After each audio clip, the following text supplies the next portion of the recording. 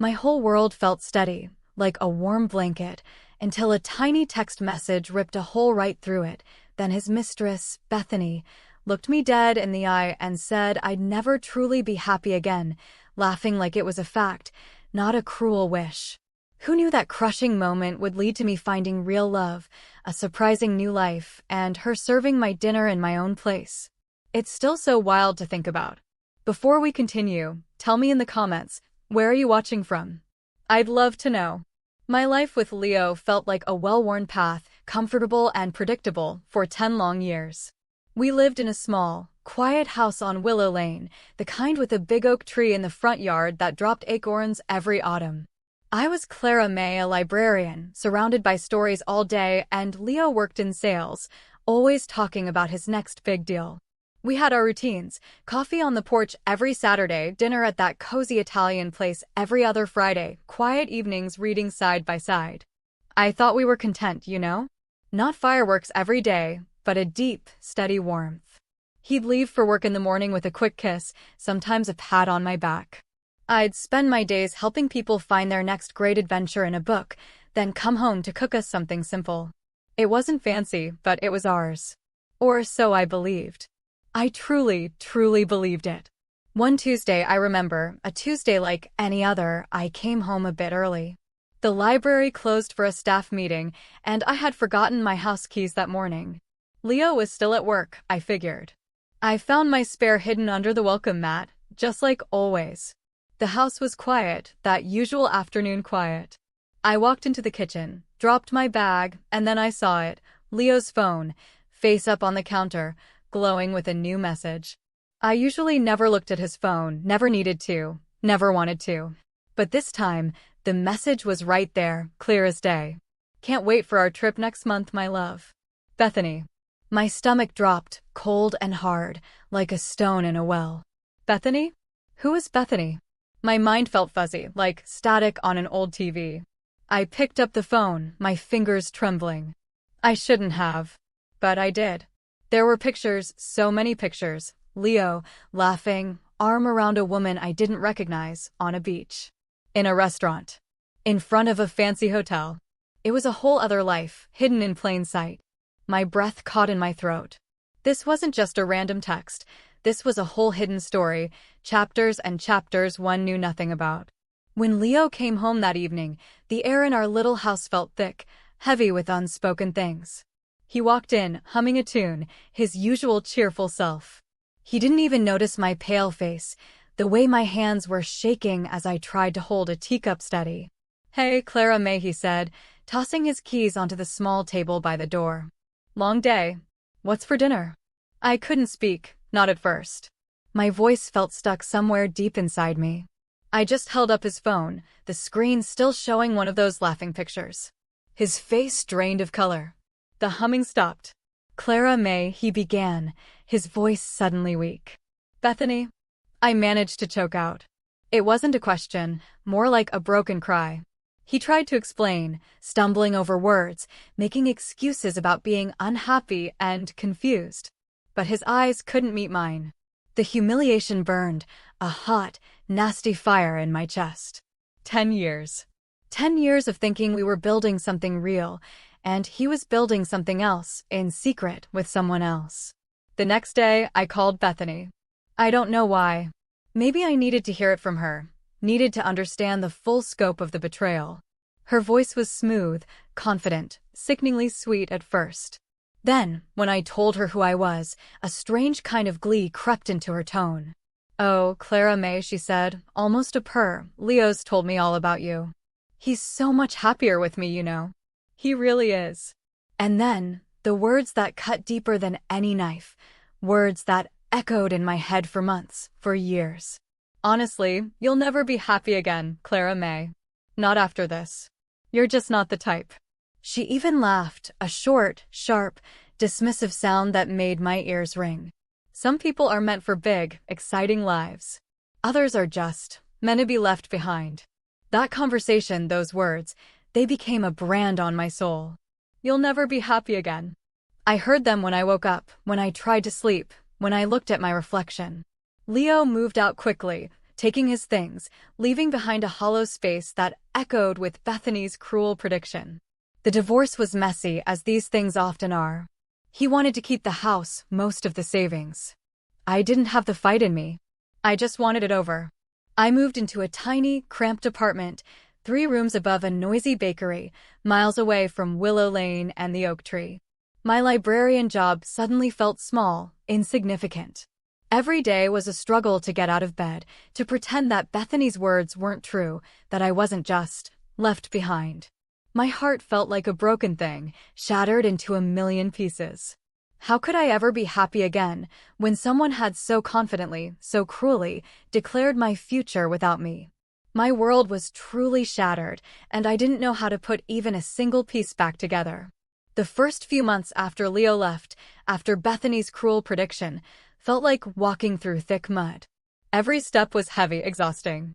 I'd wake up in my little apartment, the smell of fresh bread from the bakery below filling the air, and instead of comfort, it just highlighted how empty my own life felt. My job at the library, once a source of quiet joy, became just a place to go. I'd sit at my desk, arranging books, and my mind would drift to Leo, to Bethany, to those awful words, "You'll never be happy again." It wasn't just the betrayal, it was the utter certainty in her voice. It made me doubt everything about myself. Was I truly so unlovable? So easily replaced? My best friend, Elsie, a kind, wise woman who ran a small flower shop, was my anchor during those dark days. She'd call me, sometimes just to talk about her hydrangeas, other times to drag me out for coffee, making me laugh even when I felt like crying. "Clara May," she'd say, her hand gently squeezing mine across the table, "that woman knows nothing about you. Her words are just noise. You are so much more than what he did or what she said." Elsie lived alone, but she filled her life with beauty and friendship, and she taught me, little by little, to look for light. One day, Elsie practically pulled me into a local charity event. It was a gala for a literacy foundation, something right up my alley, but I just wanted to hide under my duvet. "Come on," she insisted, "new dress, new people, new beginnings. You can't stay a hermit forever, Clara May." So I went. I felt awkward, a little out of place, clutching a glass of sparkling water. I was trying to seem interested in a silent auction display when a man approached me. He was tall, but not in an intimidating way, with kind eyes and a thoughtful, quiet air about him. His suit was expensive, but he wore it without fuss. "Excuse me," he said, his voice soft. "I noticed you were looking at the first edition of The Secret Garden. It's one of my favorites, too." I was surprised. "Oh, yes," I replied, a little shy. "It's a wonderful story, isn't it?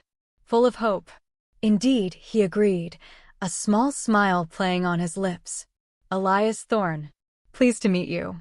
Elias Thorne. I didn't recognize the name, which was probably a good thing. We talked for a long time that night, not about anything grand, but about books, about the importance of stories, about quiet walks in the park. He listened intently, really listened, to everything I said. He didn't interrupt, didn't try to impress. He just seemed genuinely interested. He asked for my number at the end of the night, not with a flashy line, but with a simple, "I'd really enjoy continuing this conversation, Clara May, if you'd be willing." I hesitated. My trust was shattered, remember? But there was something in his eyes, a calm sincerity, that made me say yes. Our first few dates were like that. Long talks over coffee, walks in the botanical gardens, visits to art museums. He was brilliant, I quickly realized, talking about global markets and tech innovations, but he never made me feel small or less than. He was the CEO of Thorne Innovations, a huge company, but he wore his success like an old sweater, comfortable, unassuming. I kept waiting for the catch, for the mask to drop, for him to reveal himself as another Leo, another betrayer. But it never happened. He was just Elias. Kind, patient, utterly genuine. "You seem a little guarded, Clara May," he observed one evening after I'd accidentally clammed up when he asked about my past. We were at a quiet bistro, the kind with soft lighting and gentle jazz music. I took a deep breath. It's been a tough year," I admitted, choosing my words carefully. I told him about Leo, about Bethany's words. I watched his face carefully, expecting pity or maybe even a swift exit. Instead, he just looked at me, his gaze steady and warm. "I'm sorry you went through that, Clara May," he said, his voice low. "But that woman was wrong. Deeply, fundamentally wrong. Happiness isn't something someone else can take away from you or predict. It's something you find within yourself, and then, sometimes, you're lucky enough to share it with someone who truly sees you." His words were a balm, a powerful counterspell to Bethany's poison. He truly saw me. He didn't just see a divorced woman, a cast-off. He saw me, Clara May, with my love for books, my quiet strength, my bruised but not broken heart. Our relationship grew, slowly, carefully. We didn't rush anything. He never once used his wealth to show off. We spent our time doing simple things, cooking dinner together, reading, talking for hours about everything and nothing. He introduced me to his family, his parents, who were just as kind and down-to-earth as he was. They welcomed me with open arms. The proposal came one quiet afternoon, in my little apartment. Not with a grand gesture, but with a heartfelt, simple question. "Clara May," he said, holding my hands, "I've never met anyone like you. You make me feel truly, deeply happy. Will you marry me? Quietly, if you wish. Just us." I cried, happy tears this time. It wasn't about money. It was about connection, respect, and a love that felt incredibly real and safe. We had a small ceremony, just Elias, myself, Elsie, and Elias's parents, in a beautiful garden by the ocean. It was perfect. Intimate.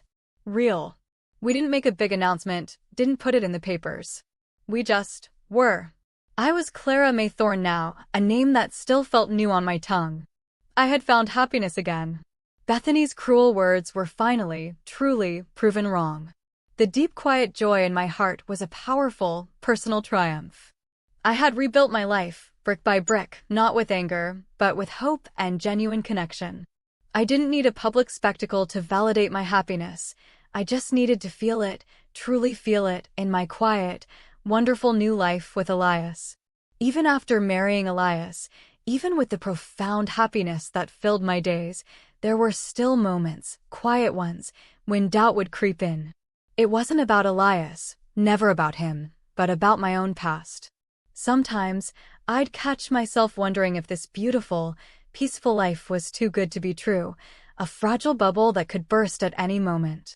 Those cruel words from Bethany, "You'll never be happy again," still whispered in the back of my mind during my lowest points, a ghost of insecurity I sometimes struggled to banish. Elias, always so perceptive, would notice. "What's on your mind, love?" he'd ask, his hand warm on mine. I'd explain, a little embarrassed, how the old hurts still lingered. He never dismissed them. Instead, he'd just listen, and then gently remind me of my own strength, my own worth. "Clara May," he'd say, "your happiness is yours. No one can steal that, and no one can predict it away from you." He encouraged me to find a new passion, something that was entirely mine, beyond the library, beyond just being his wife. He knew I loved food, how much joy I got from cooking and sharing meals. "You have such a knack for bringing people together, Clara May," he said one evening as we cleared dinner. "What if you channeled that?" That sparked an idea, a tiny flicker that quickly became a roaring flame. I remembered a charming, but neglected, old building downtown. It used to be a bookstore with a small coffee shop, but it had been vacant for years. I saw it, not just as a building, but as a possibility, a place to create something welcoming and real. "A restaurant?" Elias asked, a smile touching his lips when I shared my wild dream. "That's a big leap from librarian." "It is," I agreed, a thrill running through me. "But imagine. A cozy place, good food, good company. Maybe even a little bookshelf in the corner, for old time's sake." I envisioned it, a space that combined my love for stories with my newfound passion for food. Elias, as always, was incredibly supportive. "I'll back you, Clara May," he said, "not just with funds, but with advice, with anything you need. This is your vision." We called it the Book Nook Bistro. The renovation was a huge undertaking. There were blueprints, contractors, endless decisions about decor, menus, staff. I poured every ounce of my energy into it.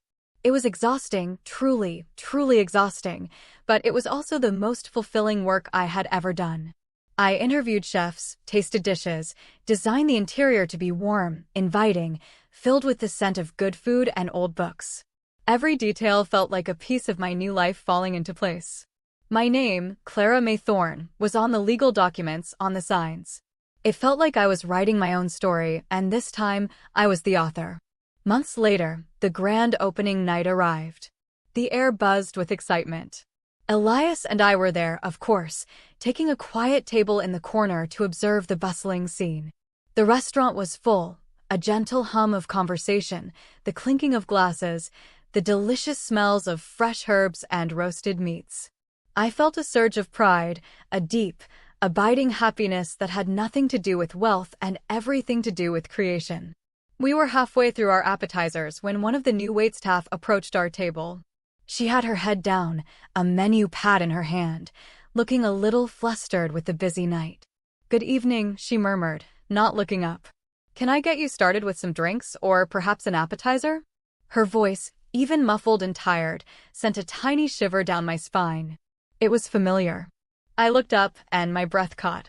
Her head slowly lifted, her eyes, tired and shadowed, met mine. It was Bethany. Older, yes, a few more lines around her eyes, a weariness I hadn't seen before. But undeniably Bethany. My heart didn't race, it stopped. Just stopped. This wasn't anger. It was a strange, disorienting moment, like seeing a character from an old, painful story suddenly walk into your new, happy one. "Bethany?" I asked, my voice calm, almost a whisper, as if testing the reality of the moment. "Is that really you?" Her eyes widened, a flicker of confusion, then dawning recognition. Her face went pale, then a blotchy red. The menu pad in her hand trembled. "Clara May," she breathed, her voice barely audible, like a ghost. What are you doing here?" Her gaze darted to Elias, sitting calmly beside me, then back to me, disbelief clouding her features. I felt a serene smile spread across my face. It wasn't triumphant, not gloating. It was simply peace. "I own this place, Bethany," I said, my voice clear and steady, every word landing with gentle precision. "This is my restaurant. And this," I gestured to Elias, who offered a small, polite inclination of his head, "is my husband, Elias." Her jaw fell open. She just stared, her mouth working but no words coming out. A glass of water she was carrying, forgotten in her hand, tilted and spilled, splashing onto the pristine white tablecloth. It was like watching a movie, but I was living it. Her face contorted, a mix of shock, embarrassment, and a dawning understanding of just how wrong she had been. Her prediction, "You'll never be happy again," hung in the air, a silent, mocking echo of her own past cruelty. Bethany stammered an apology, a pathetic whisper about getting us new water, but she couldn't meet my gaze. She turned, almost stumbled, and hurried away, disappearing into the kitchen. Elias gently squeezed my hand. "Are you all right?" he asked, his voice full of quiet concern. "I am," I said, truly meaning it. "More than all right." The revenge I felt wasn't a bitter, angry thing. It was a quiet satisfaction, a profound sense of justice, not through malice, but through simply living my truth. My happiness wasn't just a rebuttal, it was a flourishing reality. I didn't fire Bethany that night. I didn't have to. The look on her face, the realization of everything, was enough. She didn't show up for her next shift. I heard later she moved away, somewhere far. Leo? He was a distant memory, a closed book in my personal library. Now, as I sit here in my beautiful bistro, watching people enjoy the food and the company, surrounded by stories both written and unwritten, I know Bethany's prediction was a lie. I built this life. I found love, respect, and a deep, fulfilling joy, not just because of Elias, but because I chose to believe in my own capacity for happiness. It was a long journey from humiliation to this quiet triumph, but every step, every tear, every moment of doubt led me here. I am Clara May Thorne, and I am happier than I ever thought possible. Now, I want to ask you, what's a moment in your life where you truly proved someone wrong? Share your stories below. I'd love to hear them.